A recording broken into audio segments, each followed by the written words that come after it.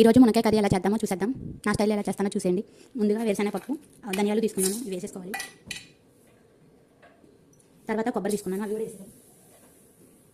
ఇలా వేసేసుకున్నాక ఇవి స్లోగా వేసుకోవాలి, సిమ్లో పెట్టి వేపుకోవాలి. కొబ్బరి ఎక్కువ వేయకూడదు, ఎందుకంటే తీపి వచ్చింది కదా, మనం వేరుశనగపప్పు కూడా వేసాం కాబట్టి తీపి వచ్చింది కాబట్టి వేయకూడదు. ఓకేనా?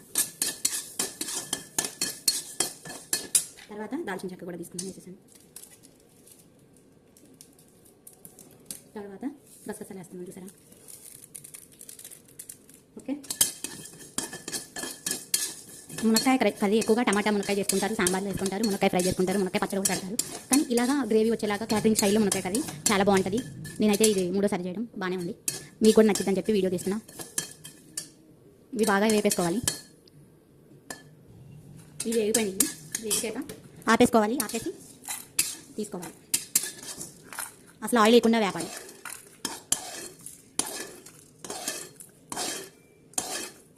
దీంట్లో ఏమేమి వేసానంటే కొబ్బరి, దాల్చిన చెక్క, ధనియాలు, గసగసాలు, వేరుశనగపప్పు. ఓకే.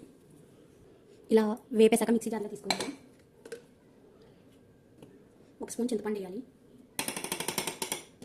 చింతపండు గుజ్జు వేసుకోవచ్చు, చింతపండు అయినా వేసుకోవచ్చు. చింతపండు గుజ్జు నా దగ్గర ఉంది కాబట్టి నేను చింతపండు గుజ్జు వేసుకున్నాను. ఓకేనా? తర్వాత మిక్సీ చేసేసుకోవాలి. ఇలాగా మిక్సీ పెట్టేసుకోవాలి. ఇవి ఏపిని అన్ని ఇలా వచ్చిన కదా, మెత్తగా వచ్చాక మిక్సీ పెట్టేసుకున్నాక ఇప్పుడు ఆయిల్ వేసుకోవాలి. గ్యాస్ వెలిగించి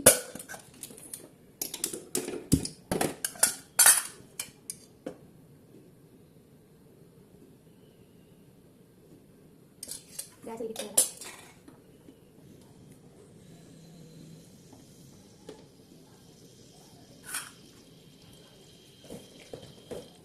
ఆయిల్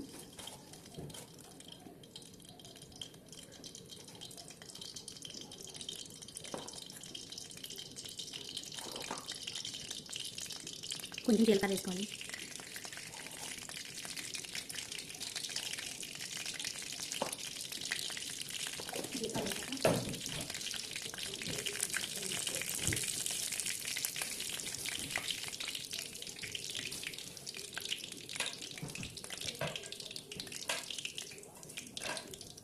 కొంచెం పచ్చిమిరపకాయలు వేసుకోండి.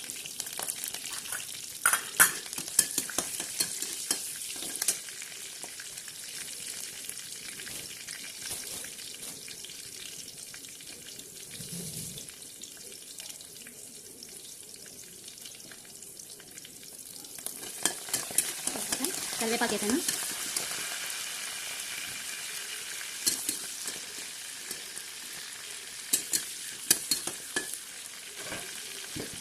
పచ్చిమిరకాయలు వేగుతున్నాయి కదా, వేసి ఉల్లిపాయలు పచ్చగా ఇట్లా మిక్సీ చేసేసుకోవాలి.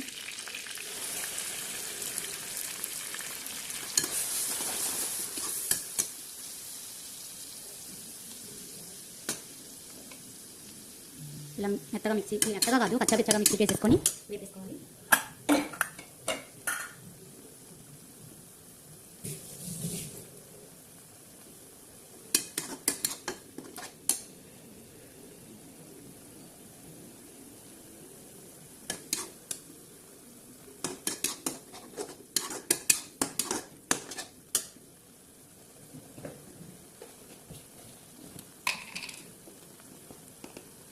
కొంచెం పసుపు వేసుకోవాలి. ఇప్పుడు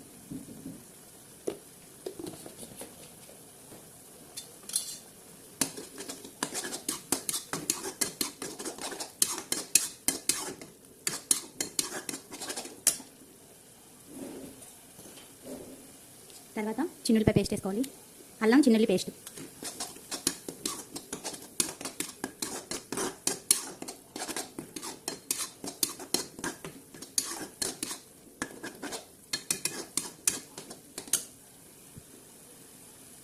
నూనె పైకి తేలే వరకు బాగా వేపుకోవాలి. వీటిని చిన్నులపై కూడా వేసాం కదా, పచ్చివాసన పోయే వరకు వేపుకోవాలి.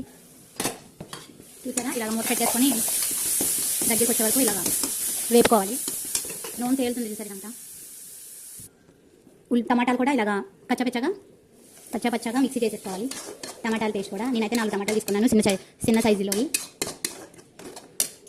మిక్సీ చేసుకున్నాక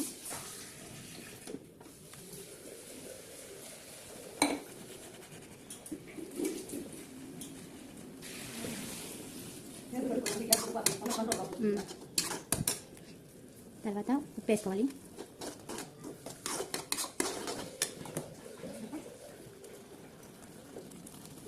తర్వాత కారం ఒక స్పూన్ వేయాలి.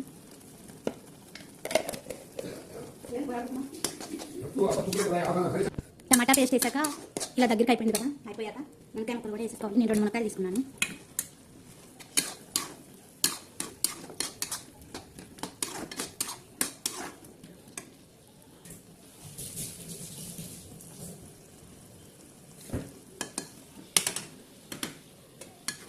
మునక్కాయ ముక్కలు వేసాక కూడా మనం ముందుగా చేసుకున్న ఇవి వేసనపప్పు, కొబ్బరి, గసగసాలు, దాల్చిన చెక్క అన్ని వేసిన పేస్ట్ని ఇట్లా చేసి పెట్టుకున్నాం కదా మెత్తగా. ఈ పేస్ట్ కూడా మనం దీంట్లో వేసేసుకోవాలి.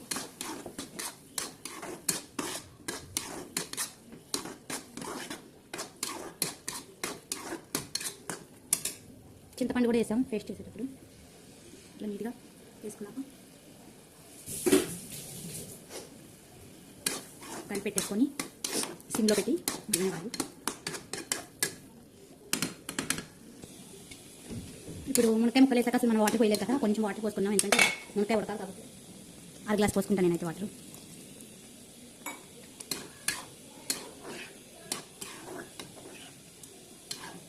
తర్వాత ఇంకా మూత పెట్టేసుకోవాలి.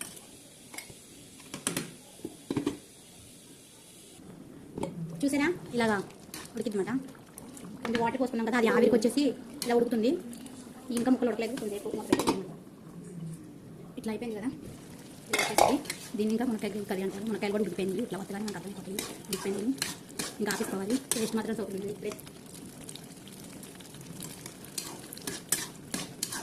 సూపర్ ఉంది. నచ్చితే లైక్ చేయండి, సబ్స్క్రైబ్ చేయండి, షేర్ చేయండి, సపోర్ట్ చేయండి.